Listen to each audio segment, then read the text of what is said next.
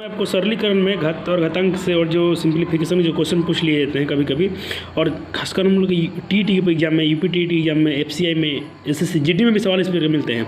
मैं बात देखिए, इसमें बहुत सारे क्वेश्चन हैं, लेकिन मैं आपको कैटेगराइज करके पढ़ाऊँगा अच्छी कैटेगरीज में। पहले एक टाइप से क्वेश्चन जिसमें आप एक सीखे तो उस टाइप के सारा सवाल बना लें। आप फोकस कीजिए 14 नंबर क्वेश्चन पे।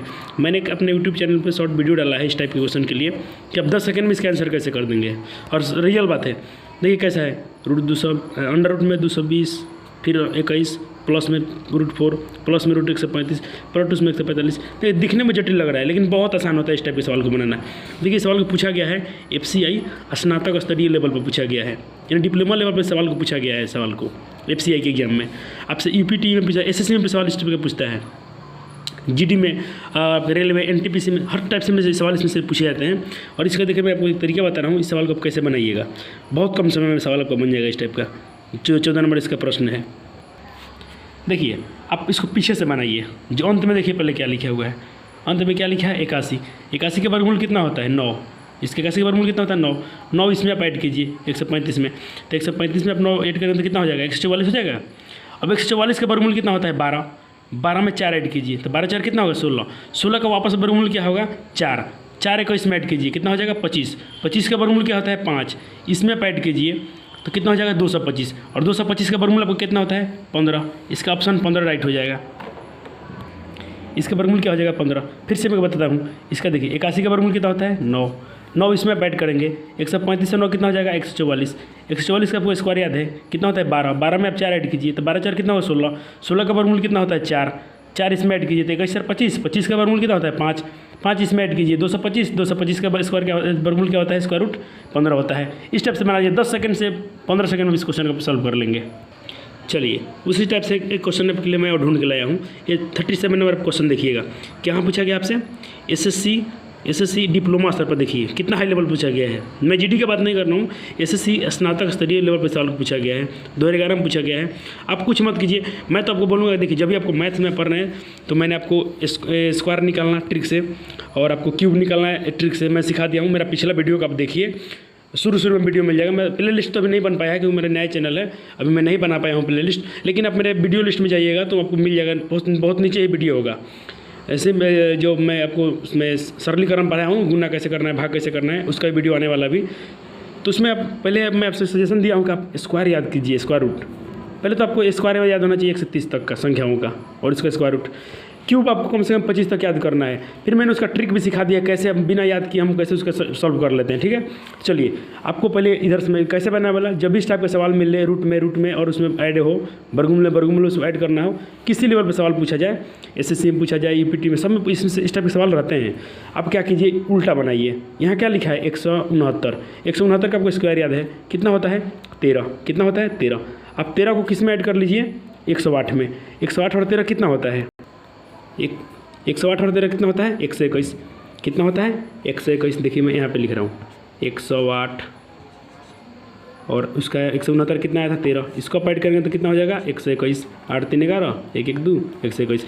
अब आपको पता है इसके 121 का वर्गमूल क्या होता है 11 होता है। कितना होता है 11। आप समझिए कि आप यहाँ तक बना लिए सवाल को। आपने इसका स्क्वायर निकाला 13 आया, इसमें जरूरत 121 हो गया, यहाँ तक 121 हो चुका है। अब इसका वापस वर्गमूल क्या होता है 11 होता है। 11 इसमें ऐड कीजिए 49 हो जाएगा। 49 38 में 11 तो 49 हो गया। 49 का वर्गमूल वापस याद कीजिए कितना होता है 7 होता है। 7 इसमें ऐड कीजिए तो 57 और 7 64। 64 का वर्गमूल क्या होता है 8। 8 और 8 जोड़िए 16 हुआ। 16 का वर्गमूल क्या होता है 4। आपका ऑप्शन ए राइट है इसमें से। चलिए मैं आपको आज दूसरा टाइप का सवाल बताता हूँ। एक टाइप हम लोग सीख लिया कैसे पीछे से बनाना है, और देखिए इस टाइप से सवाल पूछा जाता है रूट में। एक ही संख्या रिपीट अनंत तक चला जाएगा, इन्फिनिटी तक। √10, √10, √10, 10 10 कहाँ तक गया डॉट अनंत तक जाएगा।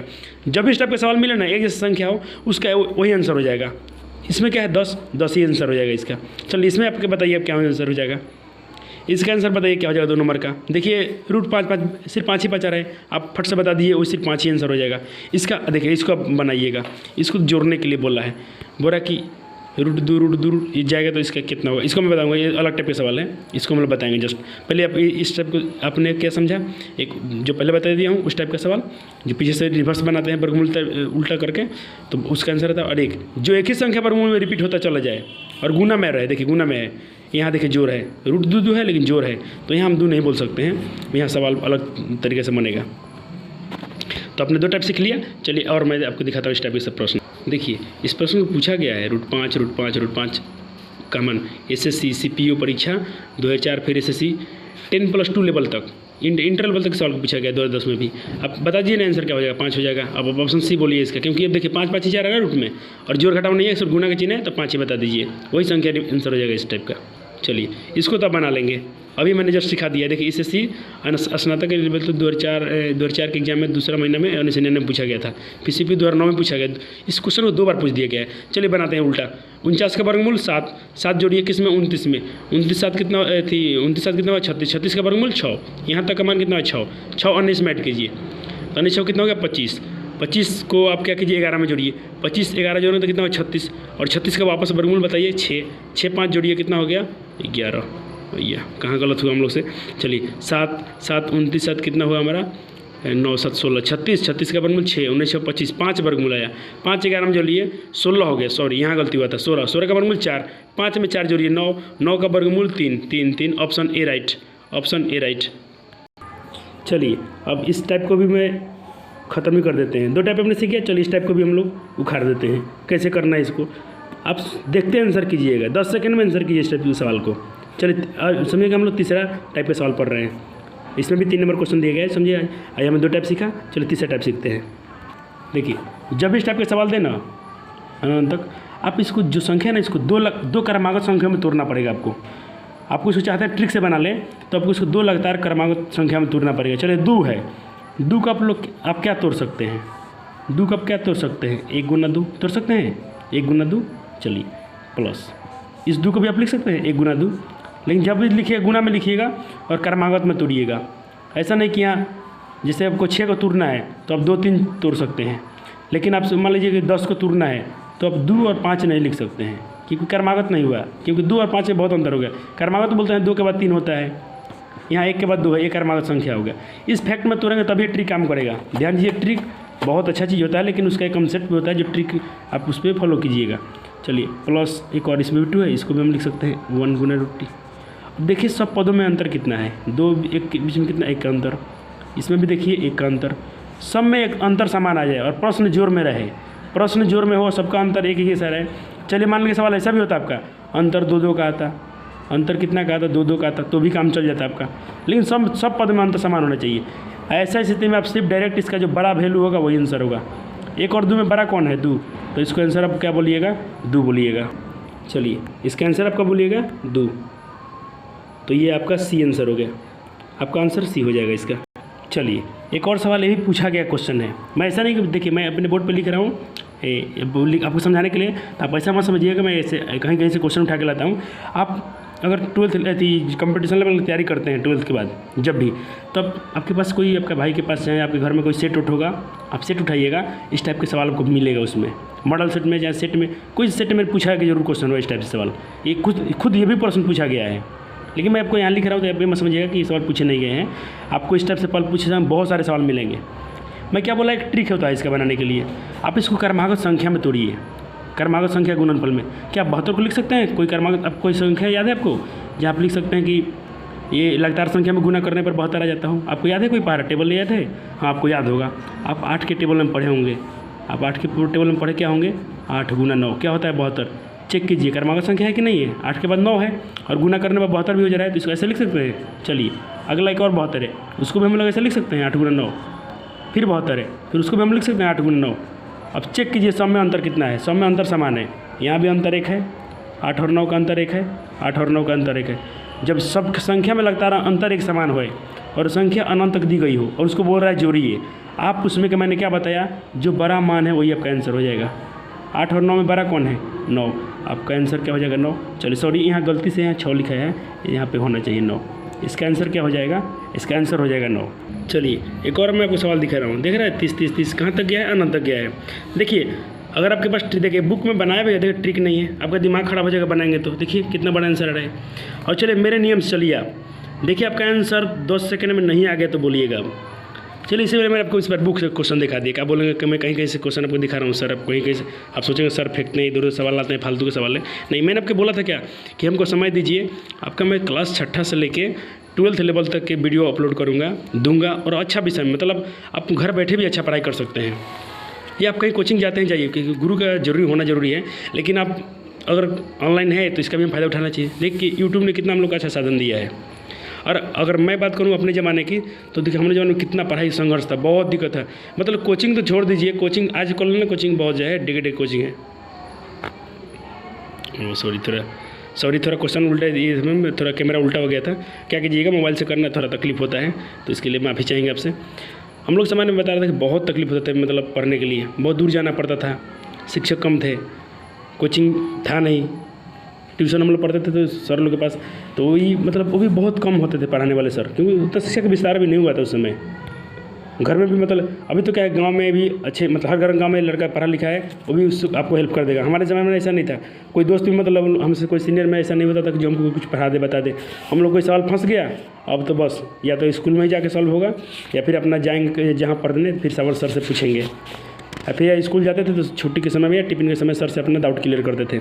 लेकिन आप लोग को देखिए कितना है, आप ऑनलाइन के लिए अपने लिए बहुत सारा प्लेटफॉर्म है, यूट्यूब है, ऑनलाइन कोर्सेज चल रही है, बहुत सारा एप्लीकेशन पढ़ाई होती है, अनअकैडमी है, मतलब बहुत सारे चीज़ें हैं जहाँ आप पढ़ सकते हैं।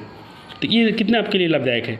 मैं ये नहीं बोलता हूँ कि आप हमसे पढ़िए, मेरे चैनल पर जुड़िए, देखिए सब हैं ऑनलाइन, मैं तो ऑफलाइन से अच्छा कमा लेता हूँ, मतलब अपना रोजी रोटी भगवान के पास चलता है, इसके लिए कोई कमी नहीं है। लेकिन मैं सोचा कि अगर चलिए अगर हमारे पास कुछ है और एक साधन दिया गया है यूट्यूब के माध्यम से, हम किसी को अपना ज्ञान बांट सकते हैं, तो मैंने कोशिश किया चलो करते हैं। जैसे में जाता क्या थोड़ा समय लगता है, बनाते हैं, थोड़ा डाटा जाता है, खर्च होता है, जाने दीजिए।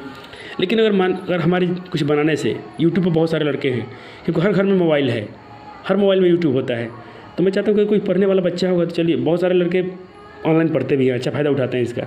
और विज्ञान अगर देखिए विज्ञान अभिशाप है, तो हम लोग बोलते हैं विज्ञान अभिशाप भी है और वरदान भी है, दोनों चीज़ें। तो टेक्नोलॉजी से हमसे फ़ायदा है तो फ़ायदा लेना चाहिए। तो अब जब भी आपके पास कभी मोबाइल होता है घर, ऐसे मैं सजेशन नहीं करूँगा जब बहुत ज़्यादा वीडियो देखिए, क्योंकि इस पर आँख पे भी प्रभाव पड़ेगा, फिजिकल थोड़ा कमजोरी होगी। लेकिन जब भी थोड़ा समय मिले तो आप थोड़ा जब भी देखना चाहें तो पढ़ाई लिखाई की चीज़ें देखिएगा। बहुत सारा चैनल है यूट्यूब पे जो सर लोग मेहनत करते हैं। एक मैं तो पहली बार आया हूँ, फर्स्ट टाइम मेरे जुड़ा हूँ, लेकिन बहुत सारे सर हैं जो बहुत अच्छा पढ़ाते हैं। मैं खुद कुछ होता है तो मैं बहुत सारा वीडियो देखता हूँ, पढ़ता हूँ, मैं आज ही पढ़ता हूँ, क्योंकि मैं कुछ सीखूँगा तो आपको सिखाऊँगा, आप भी सीखेंगे तो किसी को सिखाएंगे। तो माँ सरस्वती में कोई घमंड नहीं होता है, हम लोग मरते दम तक विद्यार्थी के रूप में रहते हैं, इसमें कोई सर और कुछ नहीं है। एक गुरु अपना मानते हैं, किसी को मानना चाहिए, लेकिन एक गुरु भी शिक्षक होता है, एक गुरु भी छात्र होता है, क्योंकि वो भी जीवन भर पढ़ता है। और जो गुरु बोलता है कि मैं नहीं पढ़ता हूँ, घमंड से बोलता है, उसको सब कुछ आता है, नहीं तो उसे कुछ नहीं आता है। दुनिया में सब लोग विद्यार्थी हैं, माँ सरस्वती आगे सब लोग हैं, इसमें कोई घमंड नहीं होना चाहिए हमको। चलिए मैंने क्या बताया, इस टाइप के सवाल को आप गर्दा उड़ा दीजिएगा, देखते गर्दा उड़ा दीजिएगा। और मैं एक और बात बताऊंगा, जहाँ सवाल यहाँ ट्रिक काम नहीं करेगा तो अब मान लीजिए सर आप तो यहाँ पढ़ा दिए थे कि चलिए 8-9 लगता है, हमने तोड़ दिया 72 को, 30 भी पूछा गया, इसको भी हम तोड़ देंगे तो हमें आंसर मिल जाएगा। चलिए अब प्रश्न क्या है, 30 वाला है ना, अब ऐसा सवाल मिला है आपको, आपने देखा था कब से, चलिए उसको हम सॉल्व करते हैं। क्या था, 30 प्लस में है, सब प्लस में है, सॉरी 30 √30 ठीक, इस प्रकार के है। आप इसको याद कीजिए ना, आपको याद होता है पहरा, आप टेबल बताइए ना जिसमें लगता है 30 आता है, दो संख्या में गुना करने पर 30 हो जाता हो, आपको याद होगा 5 36, फिर इसको भी लिख सकते हैं 5 36। अब इस ऐसा एक ट्रिक है, मैंने सर से ही सीखा है, ऐसा ट्रिक है मैंने देखा है, बहुत ज़बरदस्त काम करता है ये, कितना भी डिफिकल्ट सवाल हो इसका। लेकिन आपको 2 लगातार संख्या आप याद कर लेंगे तो और अच्छा है। जैसे आप याद कर लीजिएगा 2 3 6, 3 चौका 12, 4 5 20, 50 25, 2 लगातार संख्या का आपस में गुना करके बहुत सारे नंबर याद रखिएगा। अब झट से ही आंसर बता दीजिएगा। अब देखिए इसमें बड़ा कौन है, इसमें से बड़ा कौन है, इसमें से बड़ा कौन है, हमारा 6 है, तो इसका आंसर क्या हो जाएगा, 6 हो जाएगा। अब देखिए इस बुक में बनाया गया है, मैंने बुक खरीदा था, देखिए इसमें बनाया गया है, कितना मेहनत है, क्या क्या किया गया है, दोनों तरफ स्क्वायर कीजिए, स्क्वायर तोड़िए, फिर इसका फैक्टर निकालिए, फिर इसमें आपका 2 वैल्यू आएगा, एक माइनस में 6 और एक प्लस में, एक 6 आया, एक तो एक आंसर आ रहा है प्लस में 6 और एक माइनस में 5। फिर आप बताइए कि नहीं ये निगेटिव है, हम नहीं ले सकते हैं। और इसमें कोई झंझट ही नहीं है नेगेटिविटी का, नेगेटिव पॉजिटिव का कोई लोचा ही नहीं है। आप बड़ा मान चेक कीजिए, सिर्फ देखिए जोर में होना चाहिए सवाल, जोर में है बड़ा मान लीजिए, आपका आंसर आ जाएगा। चलिए आज इतना कुछ, आज हमने 3-4 टाइप का सवाल सीखा। मिलते हैं फिर अगले वीडियो में, तो उसमें आपको मैं कुछ और SSC GD लेवल के और UPT में तो हर कंपटीशन लेवल के सवाल बनेगा इसमें। बेसिक कॉन्सेप्ट से। इस तरीके से मैं मेरे बेसिक से बताया हूँ। आप जो भी मैं लाऊंगा उसमें से 2-4 प्रश्न लाऊंगा एक जैसा कि आपको और अच्छा लगे। चलिए, थैंक यू, धन्यवाद। आप थोड़ा हमें सपोर्ट कीजिए, हम आपके लिए थोड़ा कुछ करते हैं तो आप भी हमारे लिए थोड़ा सा कीजिए। चैनल को फ्री में सब्सक्राइब कीजिए, आपका सब कुछ फ्री है, फ्री में शेयर कीजिए दोस्तों के साथ, हो सकता है किसी के लिए कुछ काम कर जाए चीज़। थैंक यू, धन्यवाद।